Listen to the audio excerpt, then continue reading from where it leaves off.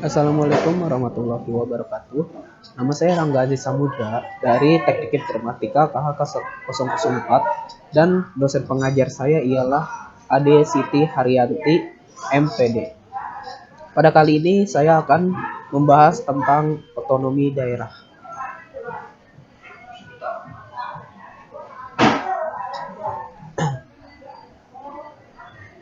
Otonomi yang kita akan bahas adalah pengertian otonomi daerah. Yang kedua, latar belakang otonomi daerah. Yang ketiga, tujuan dan prinsip otonomi daerah. Yang keempat, perkembangan UU otonomi daerah di Indonesia. Yang kelima, pembagian urusan pemerintahan.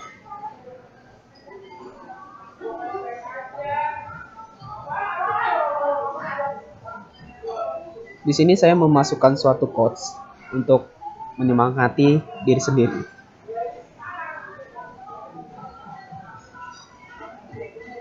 Pembahasan yang akan dibahas pertama ialah otonomi daerah.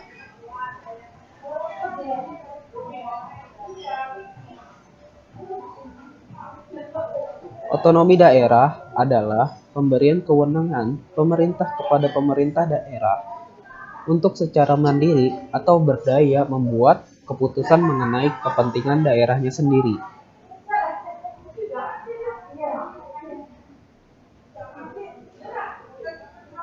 Otonomi daerah menurut M. Turner dan D. Halme adalah transfer atau pemindahan kewenangan untuk menyelenggarakan beberapa pelayanan kepada masyarakat dari pemerintah pusat kepada pemerintah daerah. Sementara menurut Syahid Javid Burki dan kawan-kawannya adalah proses pemindahan kuasa politik, fiskal, dan administratif kepada unit dari pemerintah pusat ke pemerintah daerah. Dan kali ini saya akan membahas yang topik kedua ialah latar belakang otonomi daerah. Latar belakang otonomi daerah ada 3 bagian, yaitu yang pertama, kehidupan berbangsa dan bernegara selama ini sangat terpusat di Jakarta. Pembagian kekayaan yang dirasakan tidak adil dan tidak merata. Kesenjangan sosial antara satu daerah dengan daerah lainnya sangat terasa. Dan yang ketiga ialah tujuan dan prinsip otonomi daerah. Tujuan dan prinsip otonomi daerah ada 4, yaitu yang pertama, penyelenggaraan otonomi daerah dimaksud untuk mencegah penumpukan kuasa di pusat dan membangun masyarakat yang demokratik. Yang kedua, dilihat dari segi pemerintahan, penyelenggara otonomi daerah adalah mencapai pemerintahan yang efisien. Yang ketiga, dilihat dari segi budaya, penyelenggaraan otonomi daerah diperlukan agar perhatian lebih fokus kepada daerah. Yang keempat, dilihat dari segi ekonomi, otonomi perlu diadakan agar masyarakat dapat turut berpartisipasi dalam pembangunan ekonomi di daerah masing-masing. Yang keempat, UU Pengembangan Otonomi Daerah di Indonesia. Terdapat 7 UU yang menyatakannya, namun di sini hanya disebutkan 3 saja. Yang pertama, UU nomor 1 tahun 1945 tentang pemerintahan daerah. Yang kedua, UU nomor 22 tahun 1999 tentang otonomi daerah.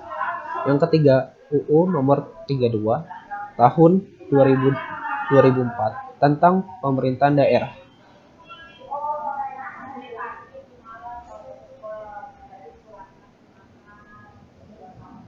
Yang kelima, pembagian urusan pemerintahan.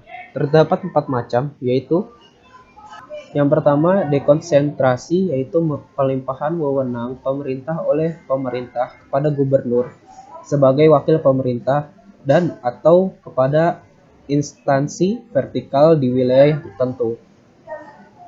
Yang kedua, delegasi adalah pelimpahan pengambilan keputusan dan kewenangan apa tuh?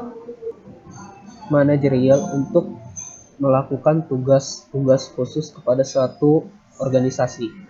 Yang ketiga, devolusi adalah transfer kewenangan untuk pengambilan keputusan keuangan dan manajemen kepada unit otonomi daerah.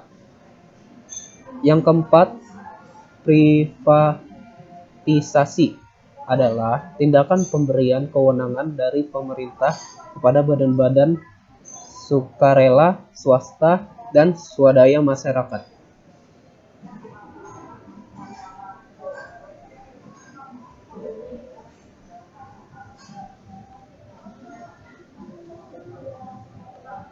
Sekian dari saya. Bila ada salah, mohon dimaafkan.